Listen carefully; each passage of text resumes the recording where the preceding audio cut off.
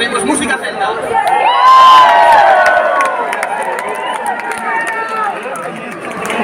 Fai 40 e pico años nel Festival de Ortigueira de 1982, un mozo do Vieu estaba nesta mesma alameda con unha arpa irlandesa de John. E era o Fernando Largo, que años después fundaría la mítica banda de música celta Beleño.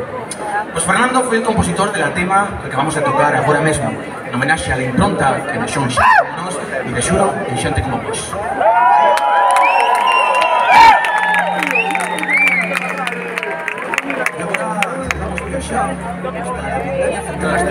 Hasta la Sierra de Arena, un lugar, dicen, que podría tener un origen prerromano, una antigua danza asturiana, una arcaica guiada del reino de Guillem, esto bien, la Arena.